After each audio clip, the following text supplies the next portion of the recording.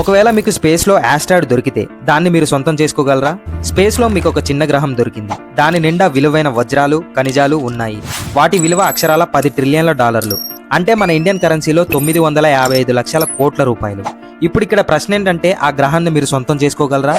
దానిపై మీ దేశపు జెండాని పాతవచ్చా? 1967లో ఔటర్ స్పేస్ ట్రీటీ అనే చట్టంపై అమెరికా, రష్యా, భారత్ లాంటి 100కు పైగా దేశాలు సంతకాలు చేశాయి. ఈ చట్టం ఏం చెప్తుందంటే, అంతరిక్షంలో ఉండే గ్రహాలు, నక్షత్రాలు ఏ దేశానికి సొంతం కాదు, అవన్నీ ప్రకృతి సంపద. కానీ ఇక్కడ మీకు ఒక ప్రశ్న రావచ్చు, మరి అమెరికా చంద్రుడిపై జెండా పాతింది కదా అని.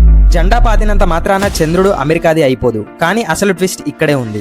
ఔటర్ స్పేస్ ట్రీటీ చట్టంలో ఒక పెద్ద లూప్ హోల్ ఉంది. స్పేస్ ని ఏ దేశం కూడా సొంతం చేసుకోకూడదని ఈ చట్టం చెప్తుంది. కానీ స్పేస్ ఎక్స్ లాంటి ఒక ప్రైవేట్ కంపెనీ ఒక మనిషి సొంతం చేసుకోకూడదని ఎక్కడా రాసలేదు. సో దీనివల్ల అమెరికా ఒక కొత్త చట్టాన్ని తీసుకొచ్చింది. అదే యుఎస్ఎస్ స్పేస్ యాక్ట్. ఈ చట్టం ఏం చెప్తుందంటే, అంతరిక్షంలో ప్రైవేట్ కంపెనీలు మైనింగ్ చేసుకోవచ్చు, కానీ మీరు ఆ గ్రహాన్ని మాదే అని చెప్పుకోలేరు. ఎలా అంటే, మీరు ఇల్లు కట్టుకోవడానికి స్థలం ఉంది, కానీ ఆ స్థలాన్ని మీరు కొనలేరు. అక్కడున్న మట్టిని మాత్రం తవ్వుకొని అమ్ముకోవచ్చు. మీరే గానీ ఆ ప్లేస్ లో ఉంటే ఏం చేస్తారో ఒక లైక్ కొట్టి కామెంట్ చేయండి. ఇలాంటి ఇన్ఫర్మేటివ్ వీడియోస్ కోసం మన ఛానల్ ని ఇప్పుడే సబ్స్క్రైబ్ చేసుకొని బెల్ ఐకాన్ యాక్టివేట్ చేసుకోండి.